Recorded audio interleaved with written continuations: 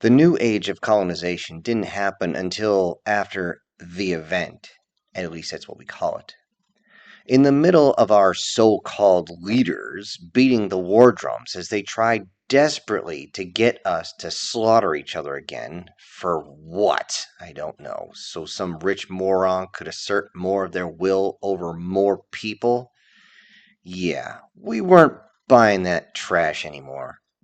It was the information age, after all, and even the most impressive technology in the most secure location can be hacked.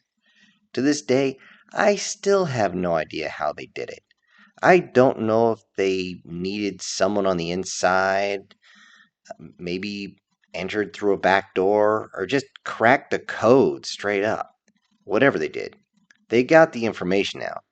Hell, I remember how the so called powers that be made it illegal to create any of the tech that just dumped on everyone's servers. Yeah, good luck on stopping any of us. They even tried to get our religious leaders and religions to claim that we would be heretics, which is hilarious. It's hilarious because, well, we already knew about the rich and those in positions of authority using this tech. Unfortunately for us all, they did get their wars. Unfortunately, every continent tore themselves apart as certain personnel and groups tried desperately to hold on to the past. When it was all said and done, the new type of human stood tall.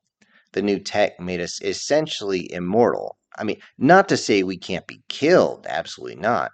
But aging or living with one of your parts missing has become, well, optional. The second baby boom that happened because of this made us all realize that we would have to leave this rock if we were to survive, though not all of us would reach out into the ether and plant ourselves on new soil. It would take several decades, but what's time to an immortal, really? We made sure we did it right because we did have the time to do so. First, reaching our moon, then to our sister planets. Using the best technologies we had at the time, along with some help from the asteroid belt, humanity now had the ways to slowly start terraforming both worlds. For a while, both planets had massive domes, but would eventually clear the atmosphere enough that the domes were not required. Venus, of course, took more time than Mars. I remember the first colony ships that would reach beyond our sector. It took nearly a decade to build, as most of the resources had to be mined from the belt or from Mars itself. The new holoscreens that had replaced the old televisions a long time ago. Everybody in the entire world seemed to pause as we watched in three-dimensional image of the massive ships activate their jump engines, a system that was considered science fiction when I was a child, now is sending humans to Proxima Centauri. Thinking back, I did wonder if they were going to Proxima Centauri A or B. Probably B.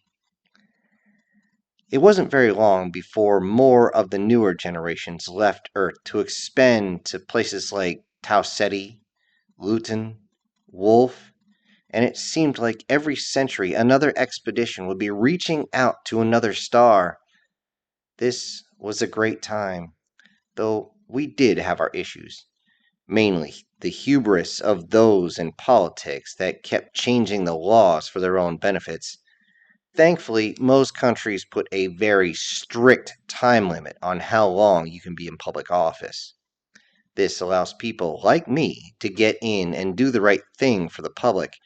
This would clearly upset the few that had their religion of greed challenged, yet they would relent under the unyielding pressure of everyone else.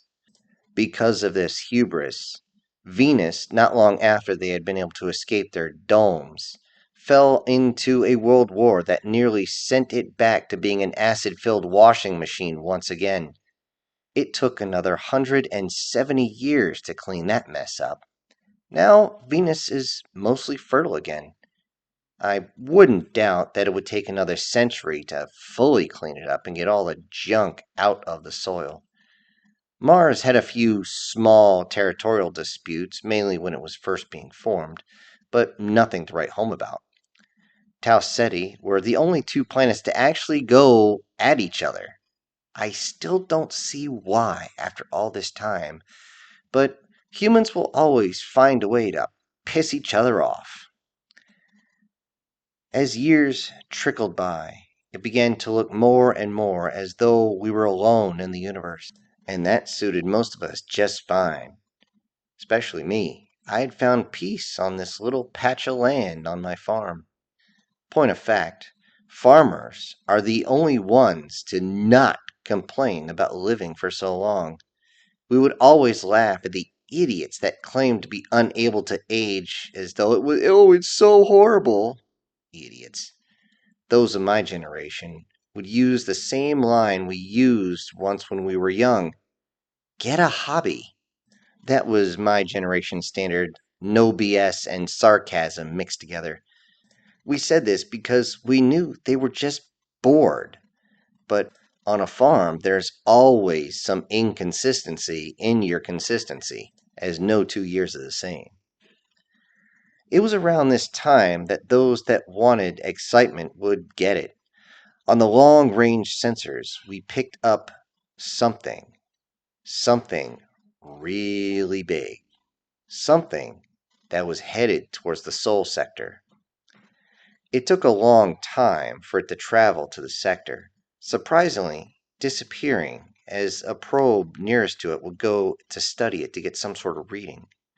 For years, we were confused about it, not knowing what we were dealing with, until it arrived in the Sol sector, bursting out of a fold system with a massive energy pulse.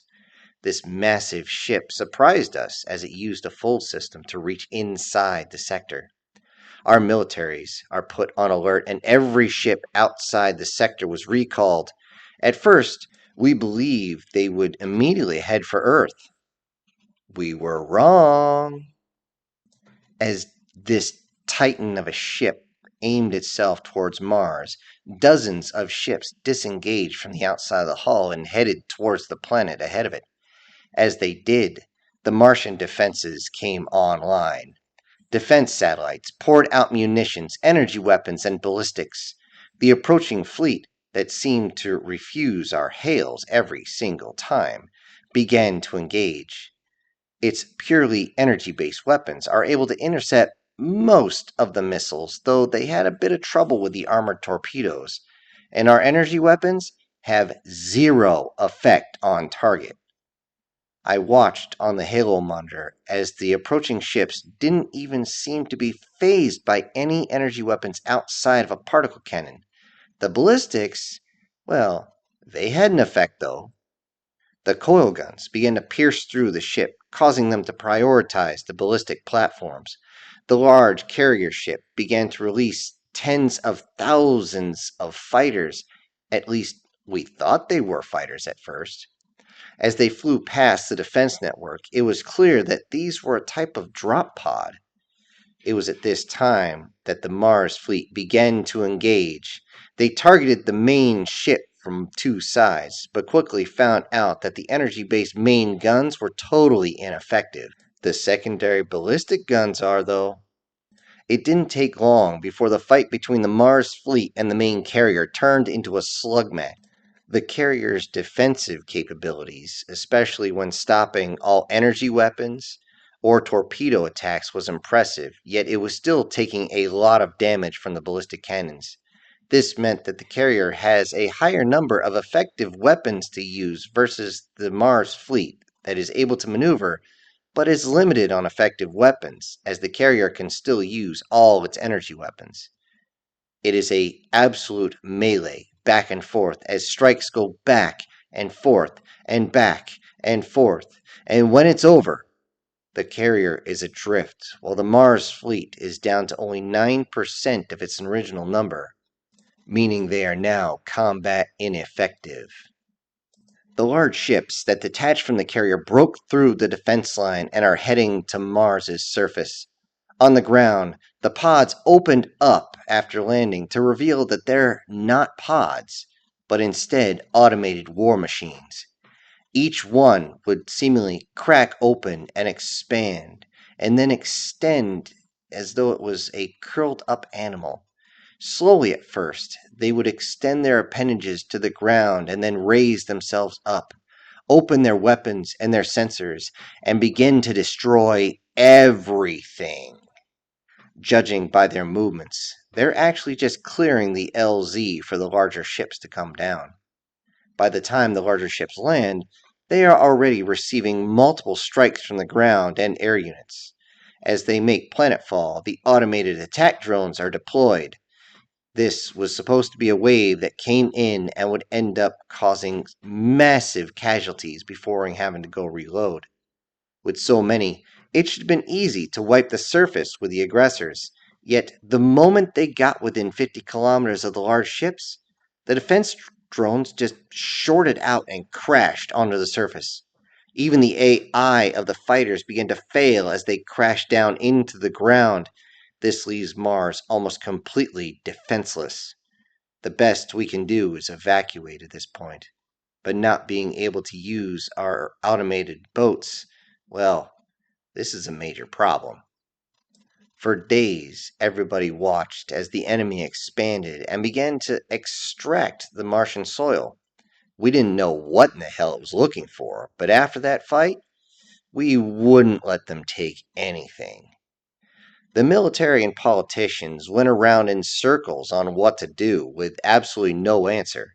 After such a long time, warfare had become so automated that it was nearly, well, you could say civil, as destroying the opponent's command and control means you won, almost like a video game. It was this way to limit the loss of life or make sure it just didn't happen.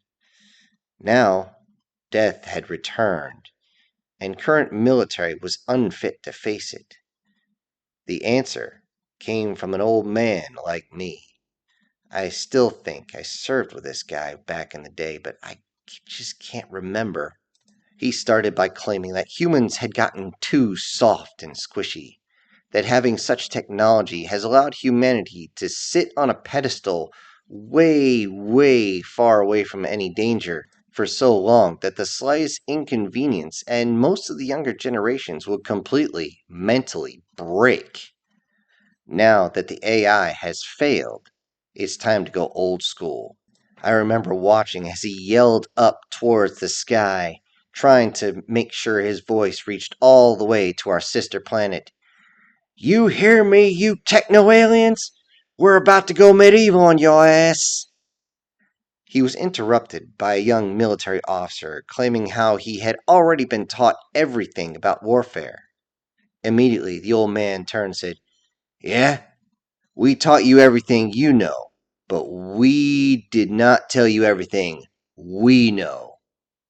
The debate did go back and forth until the old man motioned and a new combat exosuit was rolled out. Exosuits hadn't been used in such a long time that most people didn't even think about them. It was heavily armored and exceptionally armed, as it looked like it had been pulled out of the pages of science fiction.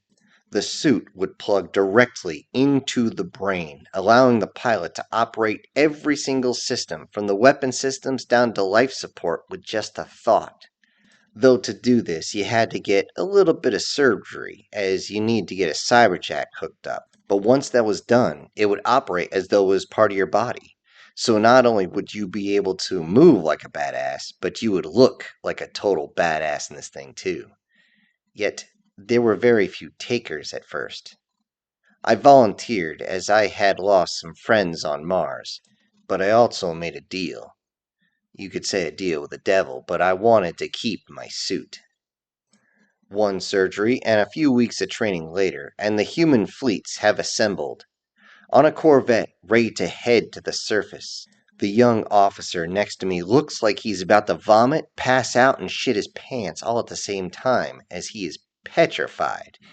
As the transport starts its descent, I can see the others. Old guys like me are just about falling asleep in the transport as it lurches to avoid ground fire. The younger kids are looking horrified. To calm them down, I stand up and scream, You all know what to do!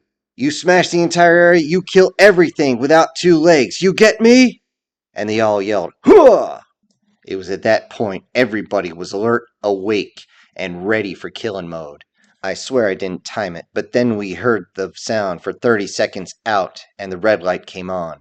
As we touched down, the doors opened on all 3 sides, and as the ship rocked from its strike from its port side, I immediately lower my faceplate and the sensors kick in, and my mind is suddenly laser focused on what I see in front of me, my radar, my motion detector, my shoulder mounted heavy machine gun, and everything else at the same time, as though I am only focusing on one thing, yet all together.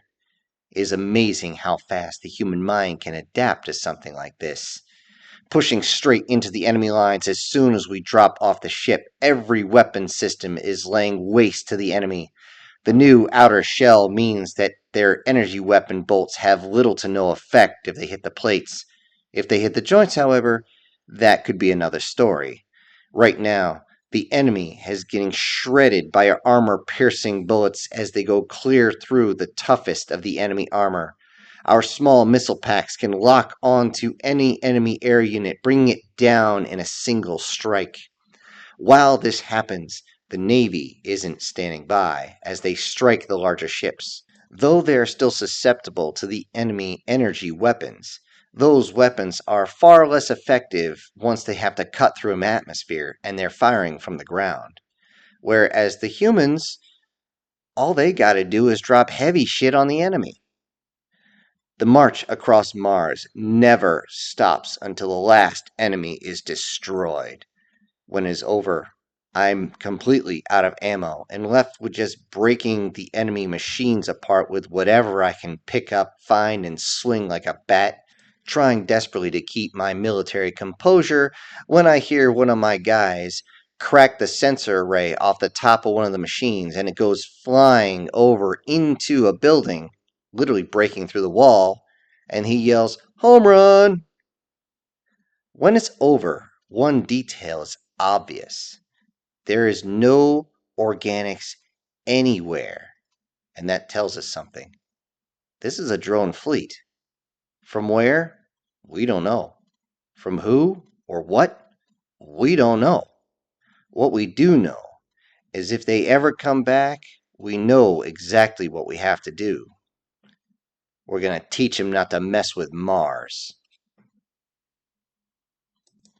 Thank you, everybody, for being with us today, and I hope you enjoyed the story. Before I leave, I'd like to give out a special shout out to a few of the supporters for the channel.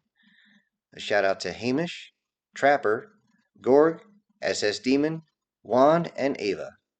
Thank you all very much, and thank you all, everyone else, for spending your time with us.